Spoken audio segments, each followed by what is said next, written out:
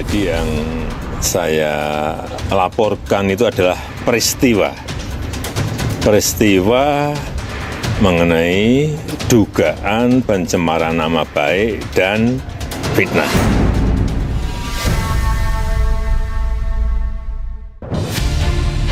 Polemik ijazah Jokowi kian memantik rasa penasaran publik. Meski Barreskrim resmi hentikan penyelidikan, namun tak serta-merta surutkan perdebatan. Menanggapi berbagai serangan yang dilontarkan Roy Suryo CS terkait tudingan ijazah palsu, Jokowi dan kolega melakukan perlawanan balik dan melapor ke Polda Metro Jaya.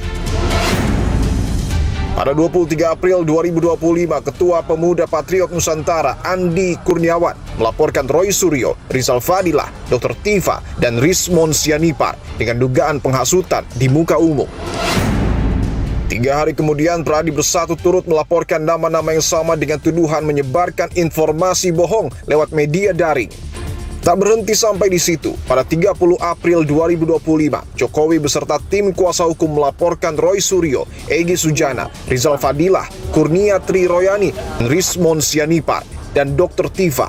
Laporan ini terkait atas dugaan fitnah dan pencemaran nama baik yang menyeret namanya. Laporan tambahan datang dari Maret Samuel Sweken. Ia menggugat Roy Suryo di Polres Bekasi atas dugaan fitnah. Pada 8 Juli, Polda Metro Jaya kemudian mengumumkan kasus ini terbagi ke dalam 2 perkara, yaitu dugaan tindak pidana fitnah dan penghasutan tentang penyebaran berita bohong serta ujaran kebencian melalui media elektronik. Usai melakukan gelar perkara, polisi ungkap adanya unsur tindak pidana dan status perkara ditingkatkan ke tahap penyidikan. Sejumlah saksi sudah memenuhi panggilan penyidik dan memberikan keterangannya. Menariknya, di sela-sela proses penyidikan, pihak Universitas Gadjah Mada kembali angkat bicara. Pihak UGM menegaskan ijazah Jokowi sah dan diterbitkan sesuai dengan prosedur akademik. UGM memiliki dokumen otentik terkait keseluruhan proses pendidikan Joko Widodo di UGM. Sekali lagi, UGM dengan tegas menyatakan bahwa Joko Widodo adalah alumni UGM yang telah mendapatkan ijazah dari UGM sesuai dengan ketentuan. Meski proses hukum telah sampai ke tahap penyidikan, namun polisi tak kunjung menetapkan nama-nama tersangka. Sampai kapankah publik disuguhi perdebatan ijazah Jokowi?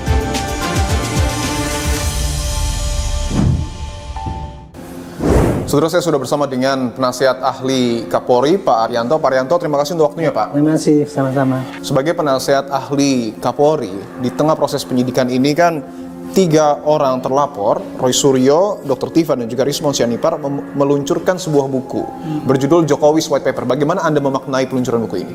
Ya, sejak mereka belum meluncurkan dulu, ya, saya udah dikasih tahu kan.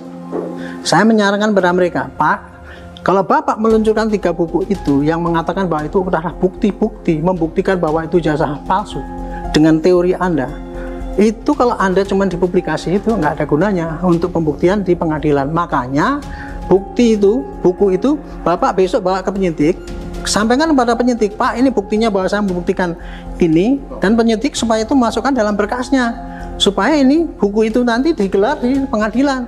Inilah bukti saya ini. Mereka merasa bahwa ini bukti yang paling kuat, yaitu boleh saja begitu, tapi sepanjang itu dibawa di pengadilan.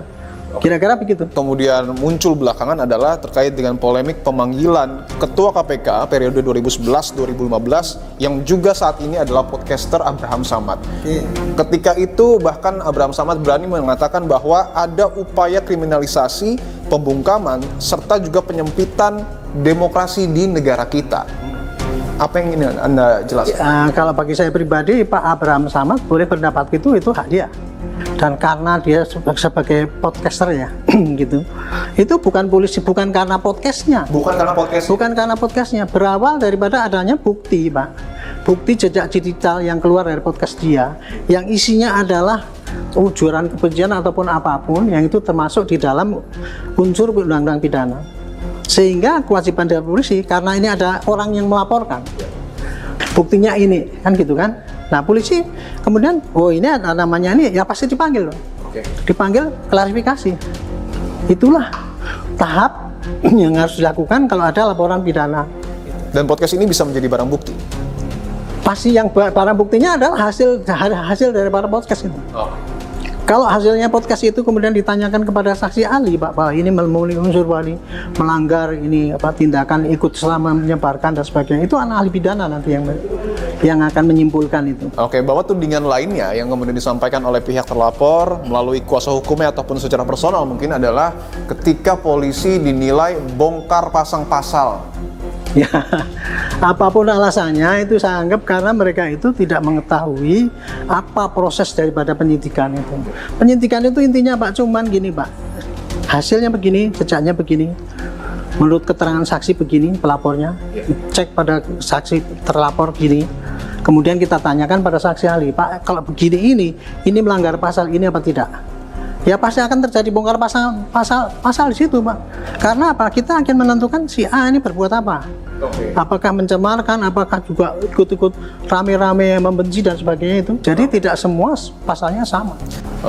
Publik menunggu terkait dengan penetapan tersangkanya. Bagaimana kemudian sebagai penasihat ahli Kapolri, bagaimana polisi harus tetap menjalankan proses hukum sekaligus meredakan polemik yang mencuat di tengah publik. Saya menyarankan pada penyidik ya, saya bilang ini gonjang-ganjing ini tidak akan selesai kalau Anda tidak mengirimkan kasus ini kepada pengadilan.